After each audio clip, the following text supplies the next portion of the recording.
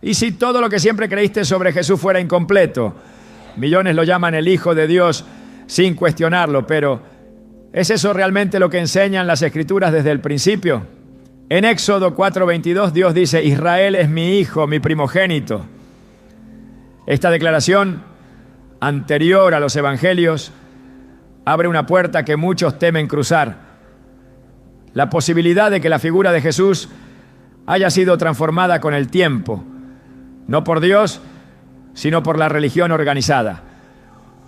Hoy profundizaremos en este tema desafiante para revelar lo que la Biblia realmente dice sobre la identidad de Jesús. Te mostraremos cómo algunas verdades han sido silenciadas y qué consecuencias espirituales puede tener ignorarlas. Si alguna vez has sentido que hay más en la historia de la fe de lo que te han contado, este es el momento. ¿Estás listo para entender lo que Dios tiene reservado para ti? Desde los primeros días en que las Escrituras fueron registradas, el término Hijo de Dios jamás fue una afirmación individual centrada en una sola figura humana, sino una designación colectiva, una identidad espiritual atribuida a todo un pueblo. Y sin embargo, hoy millones afirman sin cuestionar que Jesús es el único Hijo de Dios. ¿Cómo llegamos a esta convicción absoluta? ¿Quién transformó el lenguaje de la fe en una doctrina incuestionable? Si regresamos al corazón del Antiguo Testamento, encontramos algo que muchos ignoran o prefieren no ver. En Éxodo 4:22, Dios habla con firmeza y claridad a Moisés: Israel es mi hijo, mi primogénito. Esta declaración, tan poderosa como directa, define desde el inicio cuál es el pueblo escogido, a quién llama hijo y cómo establece su relación paternal con toda una nación, no con una persona. El concepto de filiación divina no nació en los evangelios y mucho menos se limitó a un solo nombre. Fue la voz de Dios en los días en que aún resonaba con fuerza entre los hombres, la que nos reveló que su hijo era Israel. Esto abre una pregunta que no podemos evadir. ¿Por qué hoy el mundo cristiano entero sostiene que Jesús es el único Hijo de Dios? ¿Dónde y cuándo se redefinió ese título sagrado? La respuesta no está en los labios de Jesús, sino en los ecos distorsionados de siglos posteriores, donde la religión organizada tejió una estructura que, lejos de liberar, fue moldeando una imagen construida para el control, no para la verdad. El cambio no ocurrió de la noche a la mañana. Fue paulatino, sutil, preciso. A medida que las primeras comunidades cristianas se expandían, los líderes se enfrentaban al reto de consolidar creencias en medio de la diversidad cultural y teológica.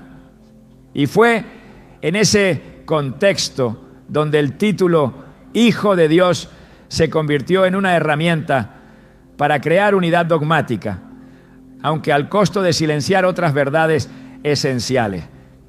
Pero las Escrituras nunca dejaron de hablar, y si volvemos a ellas con un corazón abierto, la verdad empieza a emerger con claridad. En Deuteronomio 14:1 leemos: vosotros sois hijos del Señor vuestro Dios.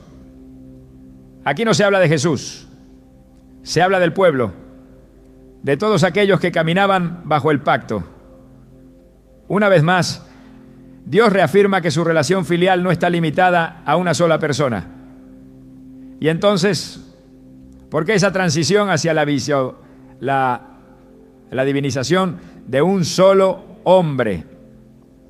¿Por qué se insiste tanto en que Jesús es el único Hijo de Dios, cuando las Escrituras hablan reiteradamente de muchos hijos, de herederos espirituales, de hombres y mujeres destinados a vivir en cercanía con el Padre? Jesús mismo jamás invalidó la identidad que Dios había otorgado a Israel. Todo lo contrario. En Mateo 15:24 Jesús dice con claridad: no soy enviado sino a las ovejas perdidas de la casa de Israel. Su misión no era presentarse como el único, sino restaurar lo que ya había sido definido desde tiempos antiguos. Jesús vino a recordar, no a reemplazar, a restaurar, no a usurpar. Y sin embargo, esa narrativa fue alterada, moldeada, hasta que su figura se convirtiera en el eje total de la fe, desdibujando el mensaje que él mismo proclamaba. No fue Jesús quien dijo: yo soy el único Hijo de Dios, adórenme. Esa frase no existe en ningún evangelio. Lo que sí encontramos son palabras como las de Juan 20:17, cuando dice: subo a mi Padre y a vuestro Padre, a mi Dios y a vuestro Dios. Aquí Jesús establece una igualdad espiritual entre él y sus discípulos. No se coloca por encima, no reclama una divinidad aislada, reconoce a Dios como su Padre y también como el nuestro. Estas palabras no deberían pasarnos por alto. Revelan una intención muy distinta a la que hoy se predica en muchos púlpitos. Jesús no buscaba separar a los hombres de Dios, ni ocupar el lugar del Padre. Él era el puente, el siervo fiel, el maestro que mostraba el camino. En Marcos 10:18, cuando alguien lo llama bueno, Jesús responde: ¿por qué me llamas bueno? Ninguno hay bueno, sino solo uno, Dios. Esta declaración, llena de humildad y reverencia, desmonta cualquier idea de exaltación personal. Jesús no aceptó adoración como Dios, no la buscó, no la pidió. ¿Por qué entonces lo adoramos como tal? ¿En qué momento se elevó su figura más allá de sus propias palabras? La respuesta, una vez más, no está en los evangelios, sino en la historia. Tras la muerte de Jesús, sus seguidores comenzaron a desarrollar diferentes interpretaciones sobre quién era él realmente. Algunas comunidades lo veían como un profeta ungido, otras como un maestro sabio, algunas como el Mesías esperado, pero no todas lo consideraban divino. No todas lo llamaban Hijo de Dios en un sentido exclusivo. Fue solo con el tiempo, y especialmente después del siglo IV, que esa interpretación se impuso como la oficial, sellada con autoridad política y religiosa. El Concilio de Nicea en el año 325, convocado por el emperador Constantino, fue el punto de inflexión. Allí se discutió si Jesús debía ser considerado como de la misma sustancia que Dios Padre. Y fue allí donde se estableció la doctrina que hoy es aceptada como incuestionable en muchas iglesias: que Jesús es Dios encarnado, el único Hijo del Padre. Pero esta afirmación no vino por revelación divina, sino por consenso humano. Y muchos de los que pensaban distinto fueron silenciados, perseguidos o etiquetados como herejes. Pero la verdad bíblica sigue viva, resistiendo entre líneas, esperando ser redescubierta por quienes se atrevan a mirar más allá del dogma. En Oseas 11:1 el Señor dice: cuando Israel era niño, yo lo amé, y de Egipto llamé hijo. Este versículo fue citado posteriormente por Mateo en referencia a Jesús, pero originalmente hablaba de Israel, de todo el pueblo. La misma frase, dos aplicaciones diferentes. Un título colectivo transformado en personal. Una palabra dirigida a una nación entera, reinterpretada para una sola figura. ¿Fue eso un error, una estrategia o una necesidad política para unificar creencias dispares? La religión como institución no siempre ha actuado en favor de la verdad. A veces ha actuado en defensa de su poder. Y una figura como la de Jesús, elevada a un plano divino, servía como centro perfecto para una nueva estructura de control espiritual. Un dogma fuerte une, impone, dirige. Pero la verdad bíblica no necesita imposiciones. Solo necesita ser leída, escuchada con corazón sincero. Porque no hay contradicción en decir que Jesús fue el ungido, el enviado, el Mesías prometido, sin que eso implique que sea el único Hijo de Dios, Al contrario, esa interpretación abre la puerta a un entendimiento más profundo, más coherente con el mensaje del reino. Jesús enseñó que todos somos hijos del Padre. En Mateo 5:9 dijo: bienaventurados los pacificadores, porque ellos serán llamados hijos de Dios. ¿Por qué entonces se ha insistido en que solo uno tiene ese título? ¿Acaso no estamos todos llamados a ser herederos del reino? Como dice Romanos 8:17. Y si hijos, también herederos, herederos de Dios y coherederos con Cristo. Este versículo no solo nos incluye en la familia divina, sino que nos pone a la par con Cristo en términos espirituales. Coherederos, no subordinados, no excluidos.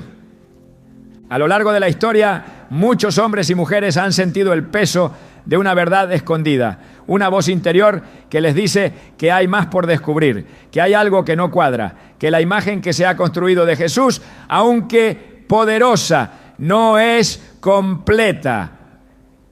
Y esa inquietud no es una rebeldía, es un llamado del Espíritu, porque Dios no teme a las preguntas sinceras. Él mismo dijo en Isaías 1:18, venid luego, dice Jehová, y estemos a cuenta. No hay fe auténtica sin búsqueda.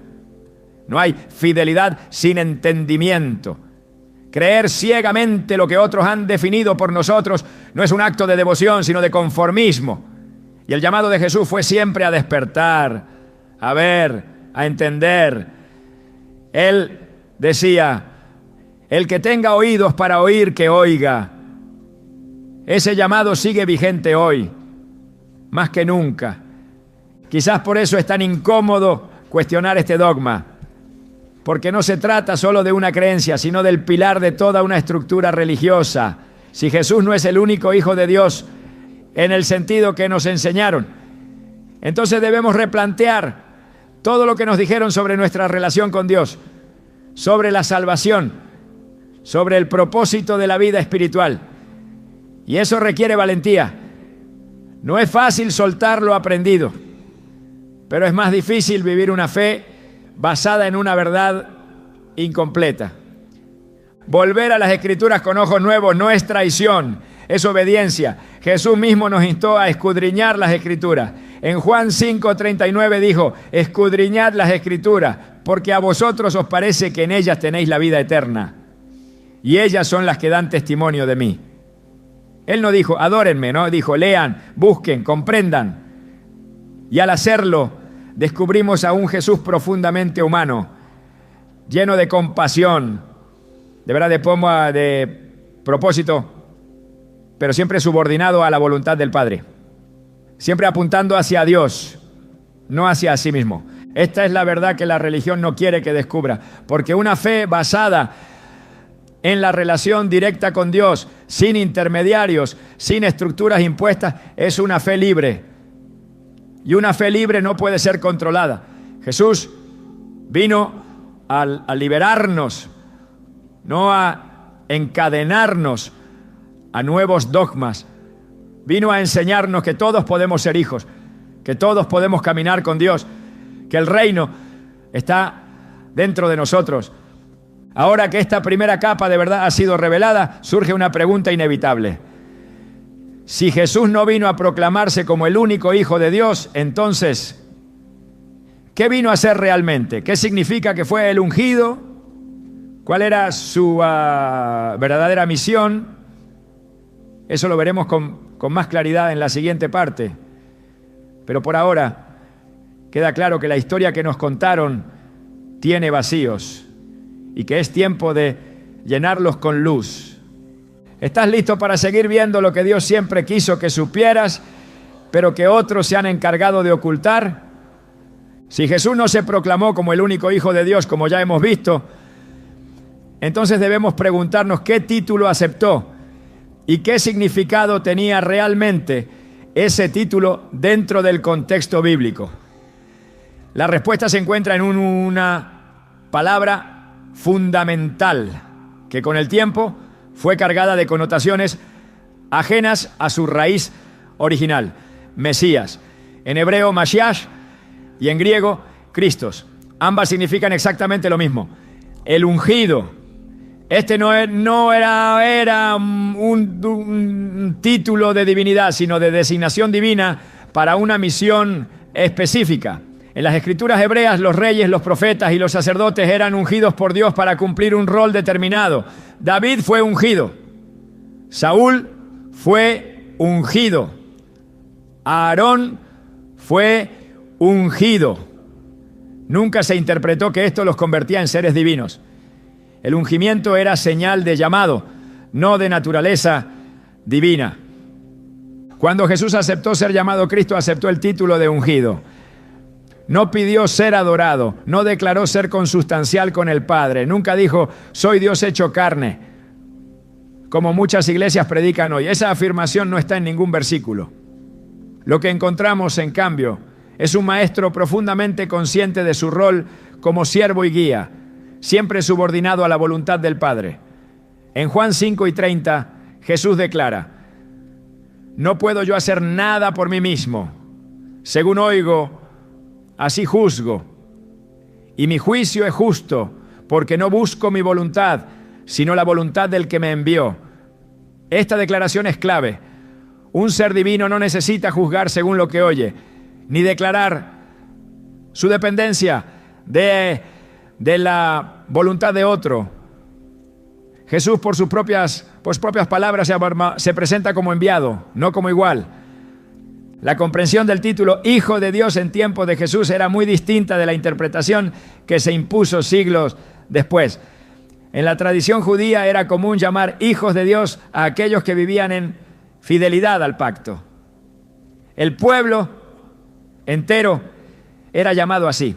En el Salmo 82:6 leemos, yo dije, vosotros sois dioses y todos vosotros hijos del Altísimo. Este lenguaje era simbólico, poético, espiritual, no implicaba divinidad literal. Cuando Jesús utilizó expresiones similares, lo hizo dentro de este marco interpretativo. En Juan 10:34-36, al ser acusado de blasfemia por decir que era hijo de Dios, respondió, ¿no está escrito en vuestra ley? Yo dije, dioses sois. Si llamó dioses a aquellos a quienes vino la palabra de Dios y la Escritura no puede ser quebrantada, a mí, que el Padre santificó y envió al mundo, decís tú blasfemas porque dije, ¿hijo de Dios soy? Aquí no hay una reivindicación de divinidad absoluta. Hay una defensa basada en el uso común del lenguaje espiritual judío. La religión, sin embargo, transformó estas palabras en dogmas inquebrantables. Se sacaron de contexto expresiones que eran profundamente judías y se convirtieron en pilares de una nueva teología alejada de la raíz semita de Jesús. El resultado fue una figura divinizada, más cercana a las concepciones grecorromanas de héroes semidivinos que al humilde maestro de Galilea. El Jesús que caminó por las calles de Jerusalén no tenía un trono, ni exigía adoración. Lavaba los pies de sus discípulos. Oraba a Dios con temor y reverencia. En Hebreos 5:7 se describe así. Y Cristo, en los días de su carne, ofreciendo ruegos y súplicas con gran clamor y lágrimas al que le podía librar de la muerte, fue oído a causa de su temor reverente. Esta descripción no es la de un Dios encarnado, sino la de un hombre piadoso, plenamente humano, consciente de su dependencia absoluta del Padre. Jesús fue llamado muchas cosas: maestro, rabí, profeta, hijo del hombre. Este último título, hijo del hombre, aparece más de 80 veces en los evangelios y es el que más utilizó para referirse a sí mismo. Nunca dijo, yo, el Hijo de Dios, como afirmación identitaria exclusiva. En cambio, dijo en repetidas ocasiones, el Hijo del Hombre debe padecer muchas cosas. Este título tiene un trasfondo profético, proveniente del libro de Daniel, donde aparece una figura humana exaltada por Dios. Pero incluso allí no se habla de una identidad divina, sino de una autoridad conferida. Jesús se identificó con ese rol. Un representante del pueblo, un mediador, un ungido. Pero nunca como el mismo Dios. En Mateo 26:39, en el momento más angustiante de su vida, Jesús ora diciendo: Padre mío, si es posible, pase de mí esta copa, pero no sea como yo quiero, sino como tú. Estas palabras, lejos de reflejar omnipotencia, muestran sumisión, revelan que Jesús tenía una voluntad distinta de la del Padre, pero eligió someterse a ella. Esta relación no es de igualdad, sino de obediencia. Y esto es fundamental para comprender quién fue realmente. Porque si Jesús es presentado como modelo para nosotros, es porque Él mismo vivió como hombre. Fue tentado, fue probado, lloró, sintió angustia, necesitó fuerza del Padre. En Lucas 22:43 se dice que un ángel se le apareció del cielo para fortalecerlo. ¿Puede un ser divino necesitar fortalecimiento? ¿Puede Dios mismo requerir la ayuda de sus propias criaturas celestiales? La respuesta está en la coherencia interna de las Escrituras. Jesús fue el Mesías prometido, el siervo sufriente anunciado por Isaías.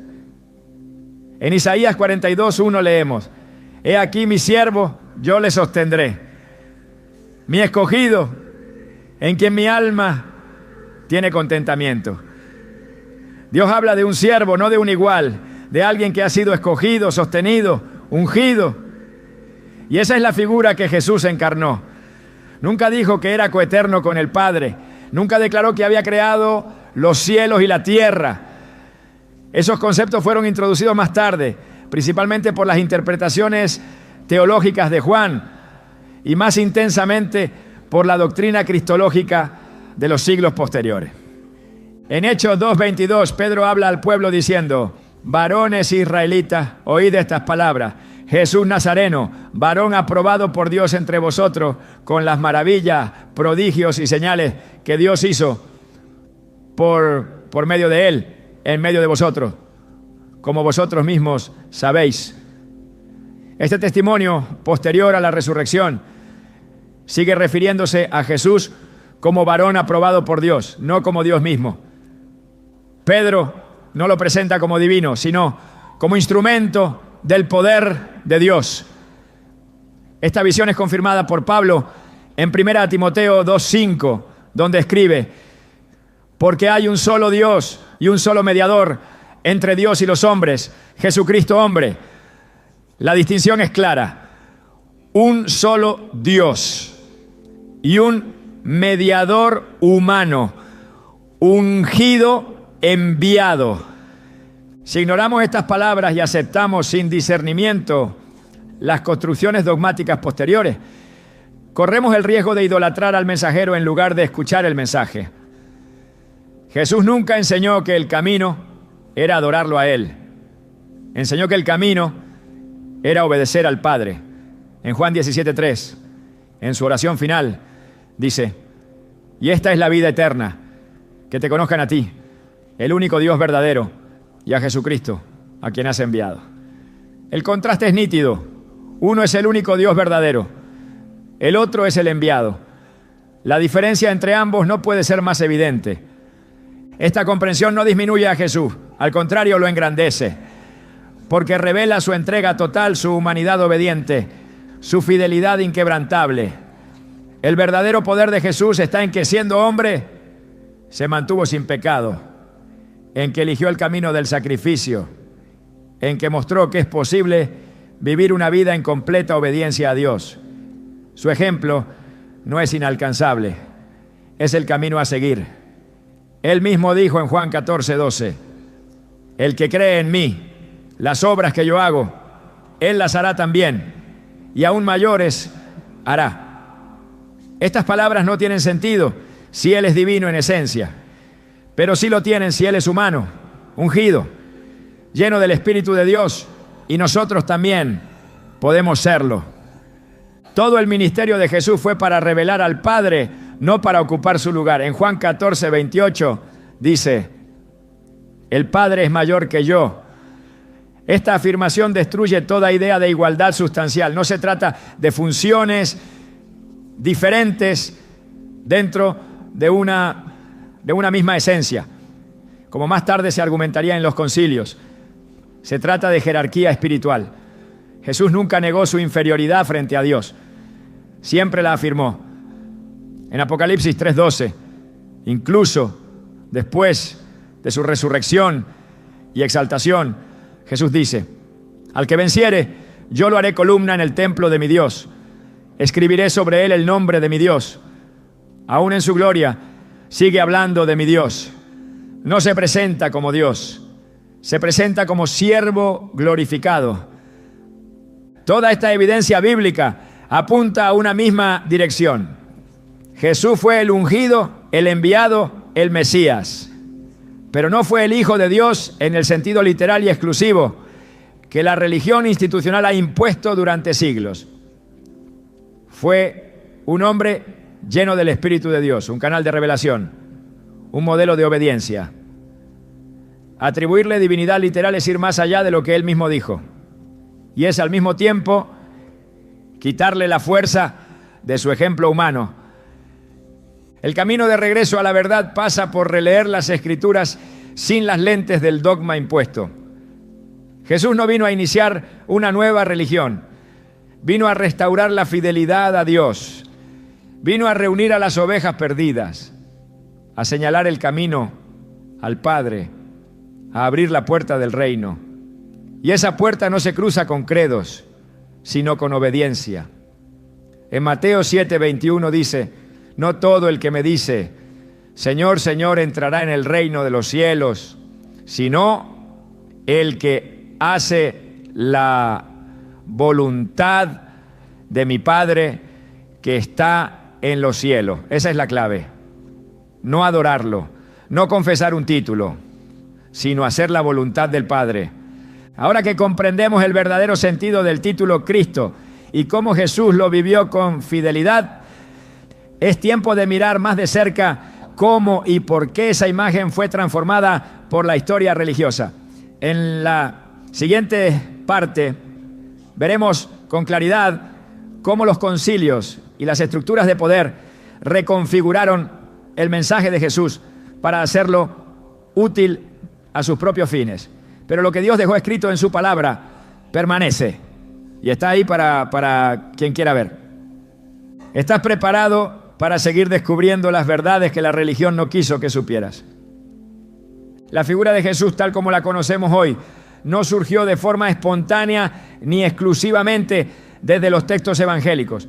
Fue moldeada con precisión a lo largo de siglos, influenciada por intereses religiosos, presiones políticas y necesidades institucionales que, lejos de buscar la verdad espiritual, apuntaron a establecer una estructura de poder sólida, uniforme y obedecida. La idea de Jesús como el único hijo literal de Dios no nació del corazón de su mensaje, sino del diseño estratégico de una religión que necesitaba unificarse, consolidarse y controlar la fe de millones. Lo que comenzó como un movimiento espiritual centrado en el arrepentimiento, la justicia y la obediencia a Dios, terminó convirtiéndose en una maquinaria teológica cuidadosamente estructurada, y en ese proceso la verdadera identidad de Jesús fue desplazada por una versión conveniente para el sistema. Los textos más antiguos de la tradición cristiana no presentan a Jesús como Dios encarnado. En los primeros escritos, como los discursos de Pedro en el libro de los Hechos o las cartas de Pablo en sus primeros años, se habla de Jesús como un hombre aprobado por Dios, un mediador, un siervo fiel.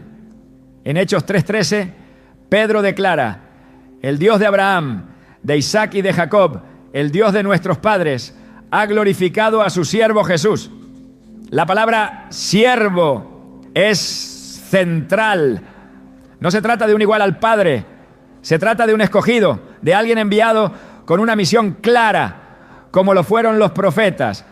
Pedro no lo presenta como Dios hecho carne, lo presenta como el siervo glorificado por Dios, no como Dios mismo.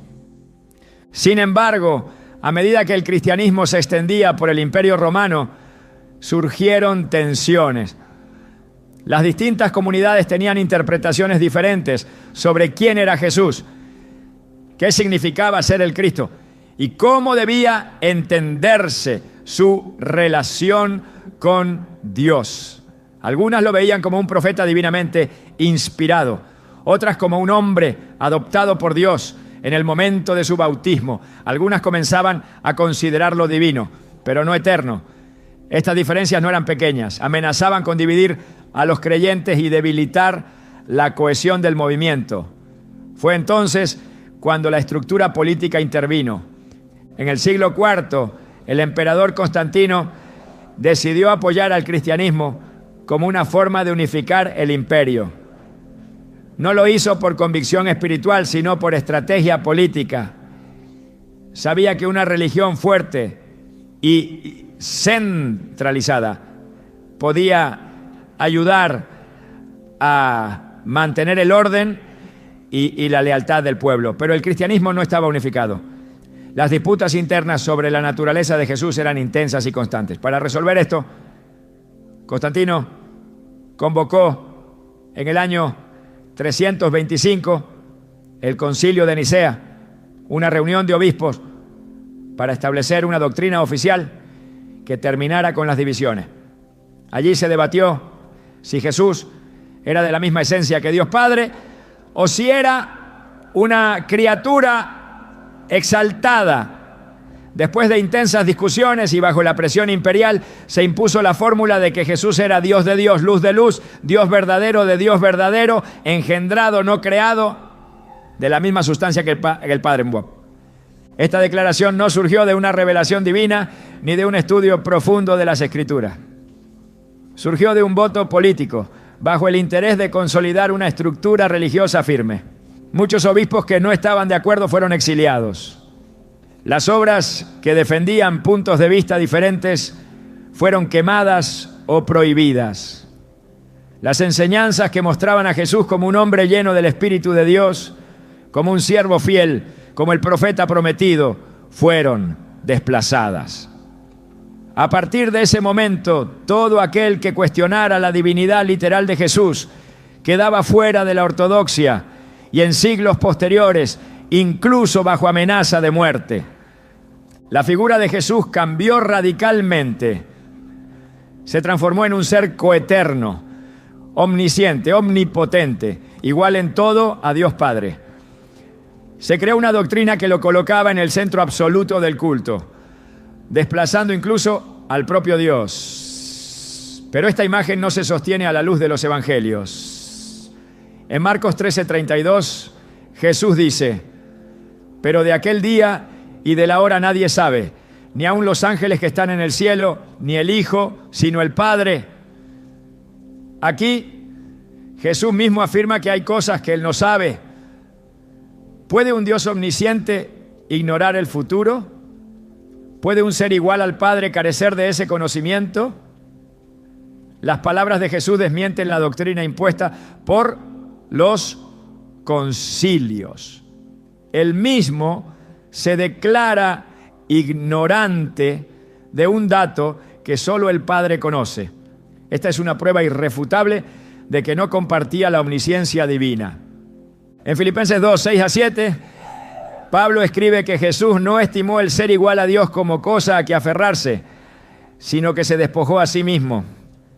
Este pasaje ha sido interpretado de muchas formas, pero en su contexto original muestra que Jesús eligió vivir como hombre, sin atributos divinos, actuando en humildad. El mismo texto dice que tomó forma de siervo, no de Dios. Número de rey celestial, de siervo. Esta fue la forma que eligió para cumplir su misión. Y fue esa humildad la que Dios exaltó, no su supuesta divinidad innata. La religión institucional transformó esta enseñanza. Convirtió al siervo en figura central del culto. Sustituyó la obediencia al Padre por la adoración a Jesús. Introdujo conceptos como la Trinidad, que no aparece en ningún pasaje de las Escrituras con claridad. Y los presentó como verdades absolutas. En Juan 17:3, Jesús dice: esta es la vida eterna, que te conozcan a ti, el único Dios verdadero, y a Jesucristo, a quien has enviado. Jesús no dice que Él sea parte de ese único Dios.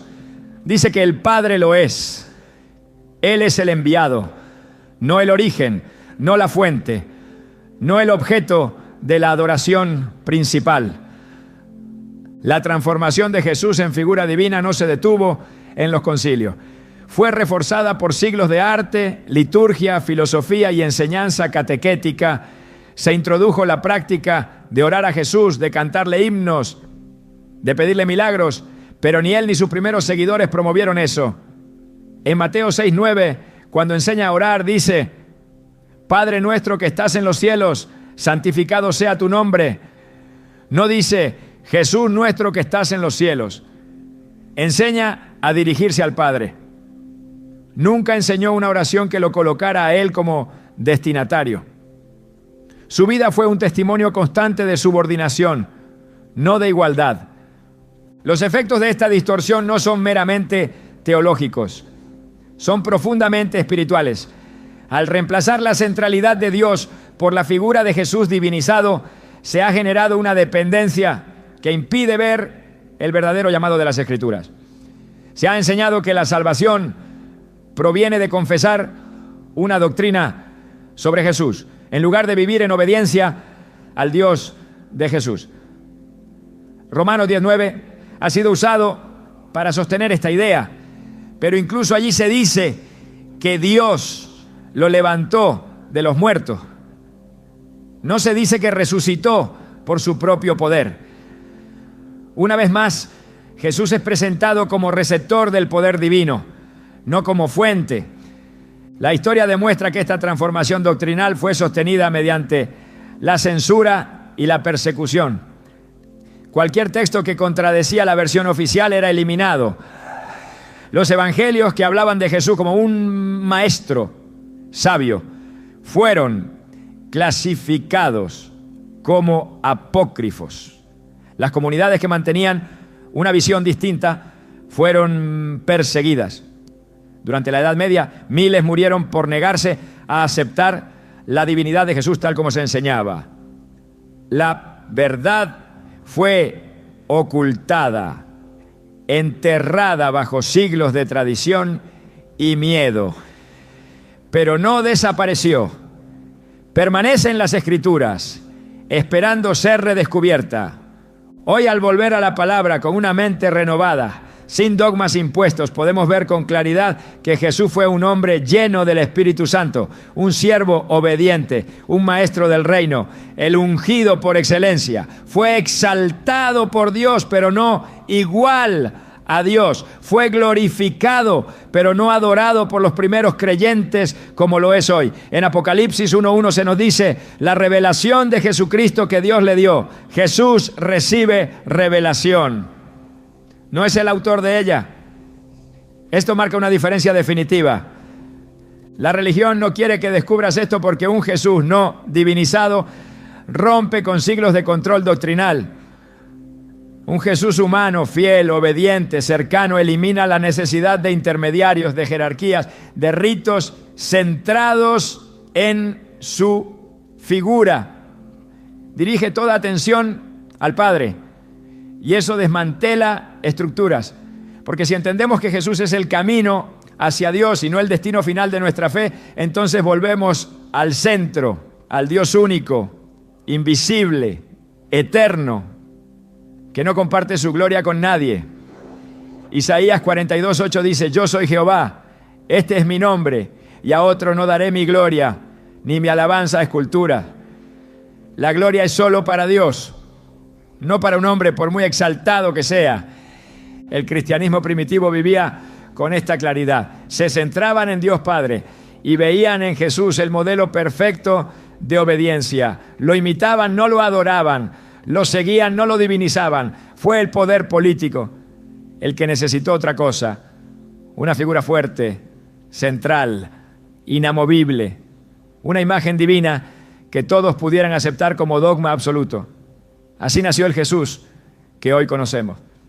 pero no es el de los evangelios, no es el de las escrituras hebreas, no es el Jesús que caminó entre los hombres. La restauración de la verdad no es un ataque a Jesús, es un regreso a su mensaje. Él mismo dijo en Juan 8, 31 a 32, si vosotros permanecéis en mi palabra, seréis verdaderamente mis discípulos y conoceréis la verdad, y la verdad os hará libres. La libertad viene de la verdad, no del dogma, no de las tradiciones, no de los credos que otros definieron por nosotros. Viene de la palabra viva, que sigue llamándonos a volver al Padre. Si el título de Hijo de Dios fue transformado con el tiempo hasta convertirse en una afirmación de divinidad exclusiva, es urgente volver a las palabras que Jesús usó para referirse a sí mismo y observar cuidadosamente qué títulos aceptó, cuáles rechazó y qué significado tenían en su contexto original. Porque cada nombre encierra una misión, cada título tiene un propósito espiritual. Y solo a través de esos nombres revelados podemos entender con claridad a quién sirvió Jesús, cuál fue su llamado y por qué es tan peligroso haber sustituido su verdadero rol por uno que nunca proclamó. Uno de los títulos más recurrentes en los evangelios es Hijo del Hombre. Este no es un término cualquiera, no fue impuesto por sus seguidores. Fue el título que Jesús usó para hablar de sí mismo. En más de 80 ocasiones aparece esta expresión en los relatos evangélicos y nunca como un adorno literario, sino como una declaración intencional. En Mateo 8:20 dice, las zorras tienen guaridas y las aves del cielo nidos, mas el Hijo del Hombre no tiene dónde recostar su cabeza. En Marcos 2:10, para que sepáis que el Hijo del Hombre tiene potestad en la tierra para perdonar pecados. En Mateo 26:64, ante el sumo sacerdote afirma, desde ahora veréis al Hijo del Hombre sentado a la diestra del poder de Dios. Este título conecta directamente con la visión profética de Daniel, donde se menciona una figura semejante a un hijo de hombre que recibe dominio, gloria y reino del anciano de día. Pero en esa visión el poder le es dado. No lo posee por naturaleza. No se presenta como igual al anciano, sino como alguien investido de autoridad. Jesús adoptó esta figura no para proclamarse Dios, sino para señalar su rol como representante del reino, como mediador entre el cielo y la tierra, como testigo fiel que lleva a cabo la voluntad divina. Este título además lo vincula con la humanidad. No es una designación celestial alejada del pueblo. Hijo del Hombre lo conecta con los profetas, con los siervos, con los humildes. En Ezequiel, Dios se dirige al profeta repetidamente llamándolo Hijo de Hombre, no como menosprecio, sino como recordatorio de su condición humana. Jesús toma ese mismo lenguaje no para elevarse, sino para señalar su naturaleza obediente. No vino para recibir culto, vino para cumplir una misión. Y esa misión solo puede comprenderse desde su humanidad consagrada. Otro título que aparece con fuerza en los evangelios es profeta. En Mateo 21:11, cuando Jesús entra en Jerusalén, la multitud dice, este es Jesús, el profeta de Nazaret de Galilea. En Lucas 7:16, después de resucitar al hijo de la viuda, el pueblo exclama, un gran profeta se ha levantado entre nosotros. El mismo Jesús se refiere así, como tal en Marcos 6:4. No hay profeta sin honra, sino en su propia tierra, entre sus parientes y en su casa. Estas palabras no son un simple reconocimiento social, son una confirmación espiritual. Jesús caminó en la línea profética, llamó al arrepentimiento, denunció la injusticia, confrontó al poder religioso, habló con autoridad, pero siempre señalando al Padre. Y como todos los profetas, sufrió el rechazo de su generación. El título de profeta es esencial para entender su ministerio, no es una categoría menor. En la historia bíblica, los profetas fueron portavoces de Dios. No hablaron por su cuenta, no buscaron su gloria. Fueron escogidos para transmitir la voluntad divina, a menudo con un costo personal enorme. Jeremías fue perseguido, Isaías fue martirizado, Amós fue expulsado. Jesús se ubicó en esa misma tradición. En Lucas 13:34 lamenta: Jerusalén, Jerusalén, que matas a los profetas y apedreas a los que te son enviados. Al decir esto, se incluye entre ellos. No se coloca por encima. Se reconoce como uno más en esa cadena de enviados. También fue llamado maestro y rabí. En Juan 3:2, Nicodemo se le acerca de noche y le dice: Rabí, sabemos que has venido de Dios como maestro. En Mateo 23:8, Jesús dice: uno es vuestro maestro, el Cristo, y todos vosotros sois hermanos. El rol de maestro no era decorativo. En la tradición hebrea, un maestro era alguien que vivía la Torá con fidelidad, que enseñaba con autoridad y que guiaba a otros a la justicia. Jesús se ganó ese título no por imponerse, sino por su sabiduría, su vida intachable y su capacidad para transformar corazones con sus palabras. Como maestro, su enfoque era formativo. No buscaba seguidores ciegos, buscaba discípulos conscientes. Enseñaba por medio de parábolas, respondía con preguntas, retaba al entendimiento, invitaba a pensar, a buscar, a vivir.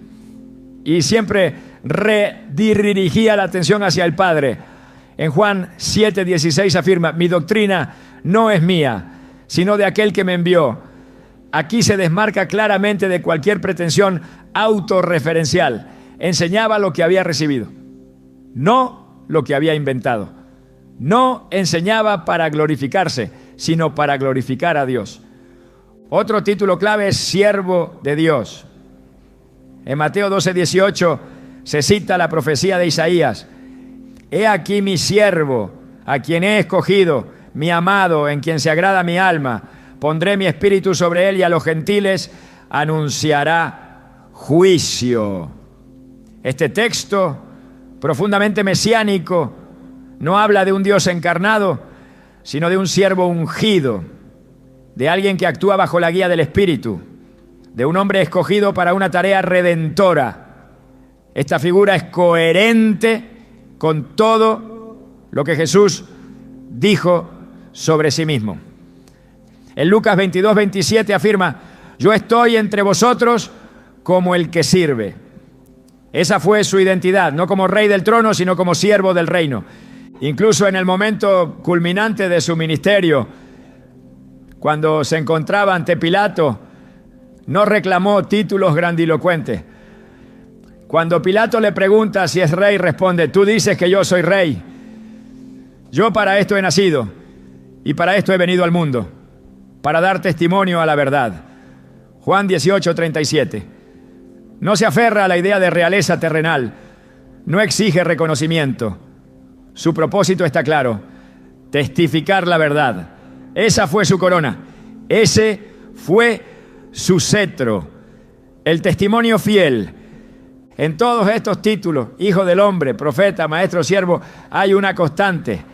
Ninguno apunta a una divinidad literal. Ninguno implica igualdad con el Padre. Todos revelan una misión, un llamado, una obediencia absoluta. Todos están enmarcados dentro del lenguaje bíblico que reconoce a Dios como único y a los ungidos como instrumentos en sus manos. Y esa es la clave para entender por qué la transformación de Jesús en una figura divina no solo distorsiona su imagen, sino que debilita el poder de su mensaje. Porque si Jesús es Dios, entonces no es ejemplo. Si actuó con poder propio, entonces su obediencia no tiene mérito.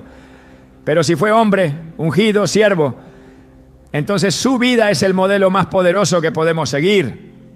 Entonces su lucha, su entrega, su fidelidad cobran un valor inigualable, porque lo hizo siendo como nosotros, lleno del Espíritu, sí, guiado por el Padre, sí, pero plenamente humano. Y esa humanidad obediente es la verdadera revelación. La insistencia en títulos que Jesús nunca usó es más que un error doctrinal, es una desconexión espiritual. Porque al colocar toda la fe en una figura divinizada, se pierde el llamado a la imitación. Se reemplaza la transformación por la adoración. Y eso nunca fue su intención. En Mateo 11:29 dice: aprended de mí, que soy manso y humilde de corazón. No dice adórenme, dice aprended. La clave está en seguir sus pasos, no en rendirle culto como si fuera el mismo Dios. El uso de títulos verdaderos no disminuye a Jesús, lo enaltece porque muestra la profundidad de su entrega. Muestra que fue escogido por Dios, capacitado por el Espíritu, aprobado por su obediencia. En Hebreos 5:8 se afirma: y aunque era hijo, por lo que padeció aprendió la obediencia. Esta es una de las afirmaciones más poderosas de todo el Nuevo Testamento. Jesús aprendió obediencia. No nació con un conocimiento perfecto. No actuó con prerrogativas divinas. Fue perfeccionado en el sufrimiento. Esta es la esencia del siervo fiel. Cuando comprendemos esto, el Evangelio recupera su fuerza. Deja de ser un relato mitológico para convertirse en una guía espiritual real. Jesús se convierte en el maestro vivo, en el profeta que denuncia y consuela, en el siervo que ora con lágrimas, en el Hijo del Hombre que representa a todos los que buscan a Dios con sinceridad. Y es entonces cuando la fe se purifica, cuando dejamos de recitar credos ajenos y empezamos a vivir la enseñanza verdadera. El regreso a los títulos originales no es una corrección académica, es una restauración espiritual, porque devuelve a Jesús su lugar legítimo, no como el centro de la adoración, sino como el camino hacia el Padre. En Juan 14:6 dice: yo soy el camino, la verdad y la vida. Nadie viene al Padre sino por mí. No dice que Él sea el destino final, dice que es el camino. Y todo camino conduce a un punto. Jesús nos conduce al Padre. Esa es su gloria. Ese es su verdadero rol. No sustituye a Dios, nos reconcilia con Él. Así como los profetas llamaban al pueblo al arrepentimiento, Jesús llamó a volver al reino. Así como los maestros de la Torá instruían en justicia, Jesús enseñó el mandamiento mayor: amar a Dios con todo el corazón y al prójimo como a uno mismo. Así como los siervos de Dios sufrían por hablar la verdad, Jesús fue rechazado por desafiar las estructuras religiosas de su tiempo. Cada título verdadero que usó, cada rol que aceptó, cada palabra que pronunció, fue un llamado a alinear nuestra vida con la voluntad del único Dios verdadero. Si la figura de Jesús ha sido transformada a lo largo de la historia, si sus títulos verdaderos han sido sustituidos por una imagen impuesta y distante de la que revelan las Escrituras, entonces es inevitable enfrentar la consecuencia más peligrosa de esa distorsión: la adoración dirigida hacia Él en lugar de al Dios que Él mismo honraba. Porque cuando se reemplaza el mensaje por el mensajero, cuando el camino se convierte en el destino, se pierde el propósito espiritual de todo el llamado al reino.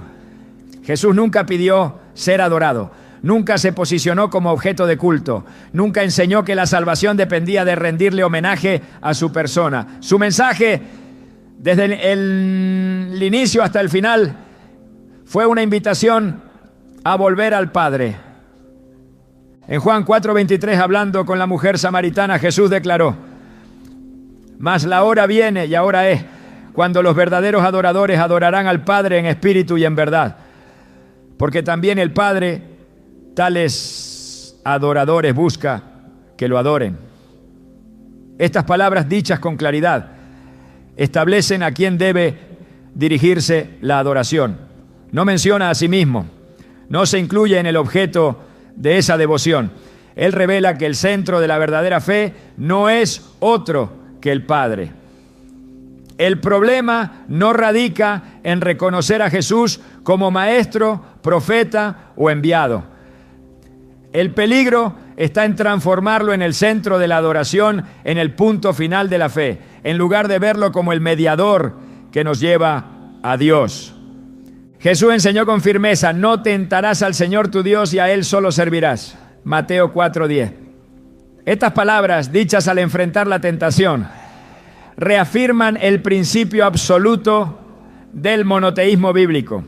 El servicio, la adoración, la obediencia pertenecen únicamente a Dios. No se comparten, no se reparten entre figuras por muy exaltadas que sean. El corazón de la fe hebrea que Jesús jamás negó es la declaración de Deuteronomio 6:4. Oye, Israel, Jehová nuestro Dios, Jehová uno es. Este principio, conocido como el Shema, fue repetido por Jesús en Marcos 12:29, cuando se le preguntó por el mandamiento más importante. No introdujo una nueva teología, no cambió la devoción, confirmó que el Dios de Israel seguía siendo el único digno de adoración. Y sin embargo, la práctica religiosa posterior llevó a muchos a orar a Jesús, a cantar a Jesús, a rendirse ante Jesús como si fuera el mismo Dios. Esta práctica, aunque bien intencionada, contradice el testimonio directo de Jesús. En Mateo 6:6-9, cuando enseña a orar, no dice: orad a mí, dice: orad así: Padre nuestro que estás en los cielos, santificado sea tu nombre. El destinatario de la oración es el Padre. El modelo de comunión espiritual que Jesús presenta gira en torno a la relación con Dios, no con su propia figura. Toda su vida fue una lección viviente de cómo vivir sometido a la voluntad del Creador. Él mismo oraba constantemente, buscaba al Padre en la madrugada, se apartaba para estar a solas con Él. Si Jesús fuera Dios mismo, ¿a quién dirigía esas oraciones? ¿Por qué necesitaba fortalecerse en oración si poseía poder divino en sí mismo? La Biblia no presenta un solo episodio donde Jesús reciba culto en los términos que hoy muchas iglesias practican.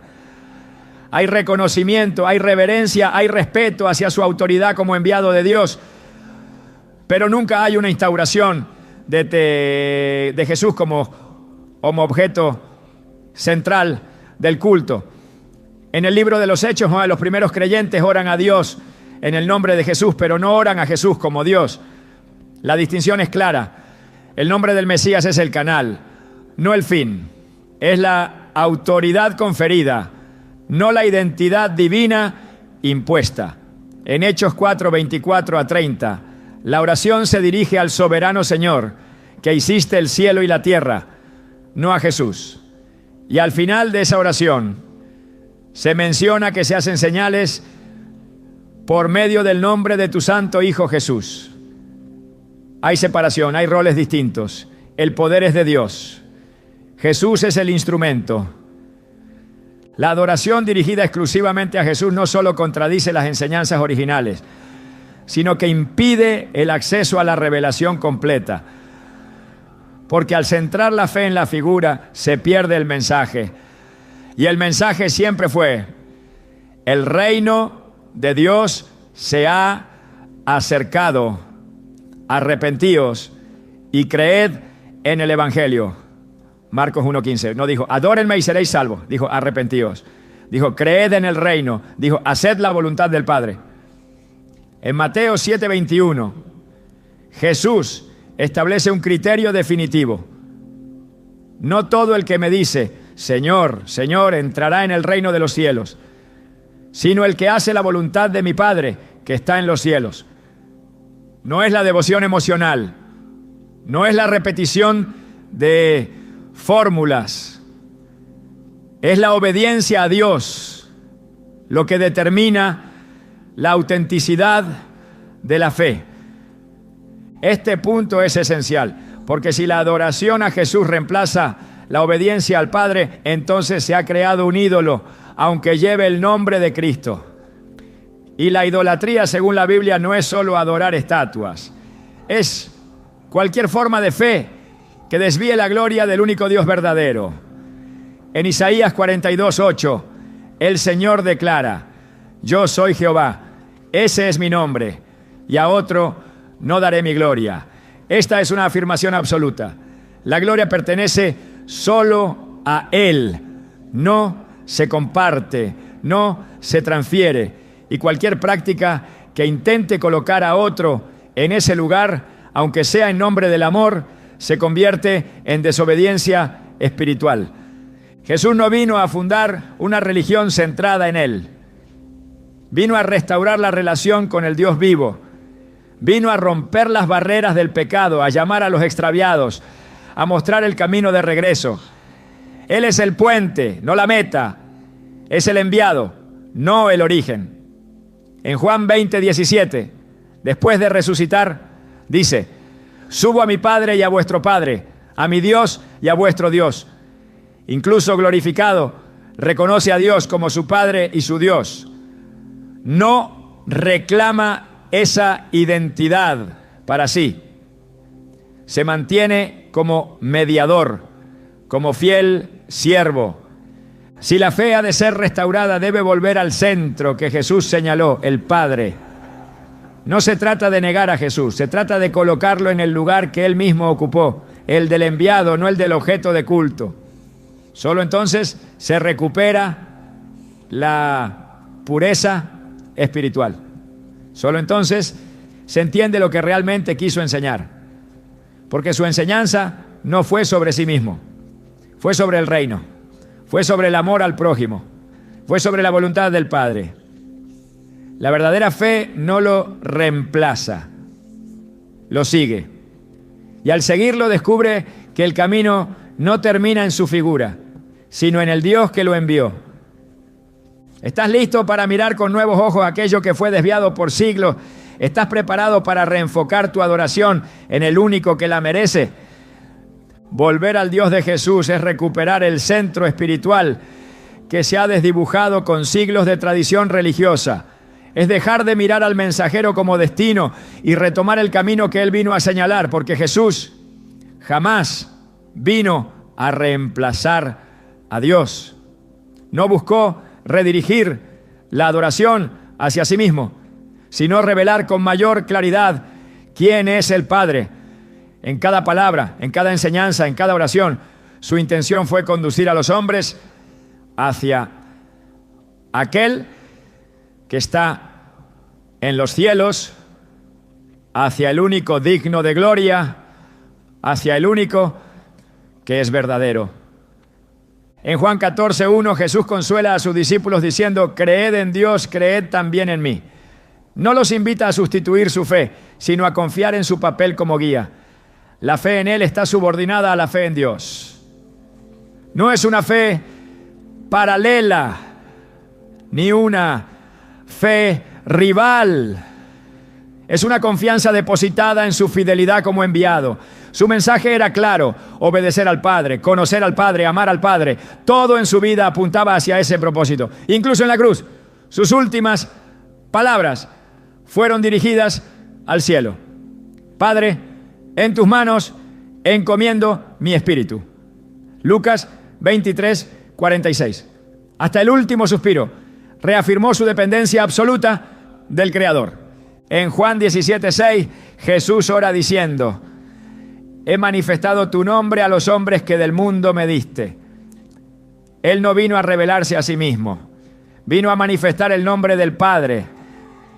Su ministerio no fue una proclamación de su identidad divina, sino una demostración del carácter de Dios a través de su vida.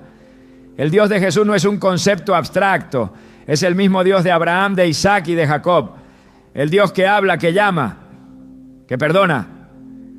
El Dios que permanece uno solo y que no comparte su gloria con nadie. Isaías 42:8. Recuperar esa visión es esencial para una fe viva. No basta con repetir fórmulas aprendidas o defender dogmas establecidos. Es necesario abrir las Escrituras con un corazón dispuesto, como lo hacían los bereanos, que examinaban cada día si lo que oían coincidía con lo que estaba escrito. Hechos 17:11.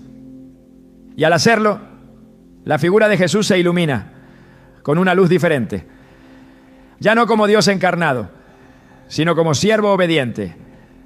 Ya no como objeto de culto, sino como ejemplo de fidelidad. Ya no como el fin de la devoción, sino como el puente hacia su verdadero origen. Volver al Dios de Jesús es salir de la confusión que la religión ha levantado. Es limpiar el camino de añadiduras humanas y recuperar la sencillez del Evangelio del Reino. Es comprender que la verdadera redención no está en la adoración desviada, sino en la obediencia renovada, y que el mayor acto de fe no es dirigir palabras a un trono fabricado, sino caminar con humildad hacia el Padre, que Jesús reveló con cada uno de sus pasos. La verdad no necesita defensores que la adornen, sino corazones que la escuchen. Y cuando se revela, no clama por aceptación, simplemente permanece. Hoy no se trata de debatir dogmas ni desafiar emociones aprendidas. Se trata de permitir que la luz de las Escrituras hable por sí sola, porque lo que ha sido escondido por siglos no fue por falta de pruebas, sino por temor a las implicaciones. Reconocer que Jesús no es el Hijo de Dios en el sentido literal que la religión impuso, no disminuye su grandeza, la redefine con profundidad, y esa redefinición tiene un poder que transforma, nos devuelve la responsabilidad.